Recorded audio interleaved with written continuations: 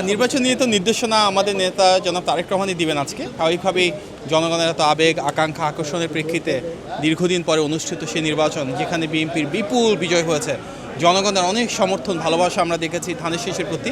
তার প্রেক্ষিতেই আমাদের নেতা জনাব তারেক রহমান, যিনি সামনে ইনশাল্লাহ প্রধানমন্ত্রী হিসেবে খুব শীঘ্রই শপথ নিতে চাচ্ছেন।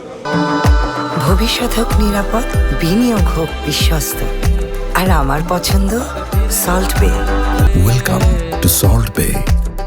হয়তো জাতিকে ধন্যবাদ জানাবেন, শুভেচ্ছা জানাবেন, কৃতজ্ঞতা জ্ঞাপন করবেন এবং কিছু দিক নির্দেশনা তিনি দিবেন দলের নেতাকর্মীর উদ্দেশ্যে। বৃহত্তর পরিসরে কিভাবে প্রতিটি গণতন্ত্রক্রমী রাজনৈতিক দলকে সাথে নিয়ে একসাথে দেশ বিনির্মাণ করা যায়, সেটিকে নিয়ে হয়তো ওনার বক্তব্য থাকবে। উনি ওনার নিজ যোগ্যতা, জনগণের আস্থা এবং বিশ্বাস তিনি পেয়েছেন।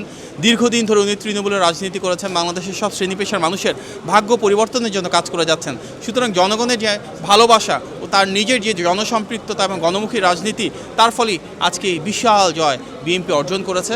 এবং আমরা বিশ্বাস করি আগামী সেই সরকার, যেখানে তিনি প্রধানমন্ত্রী হতে যাচ্ছেন, ইনশাল্লাহ সুনিশ্চিত করবেন মানবাধিকার আইনের অনুশাসন, সুনিশ্চিত করবেন জবাবদিহিতা এবং স্বচ্ছতা, এবং সুনিশ্চিত করবে সরকার দেশের সাথে থেকে, দেশের মানুষের পাশে থেকে সেবা করে যায়। ধন্যবাদ।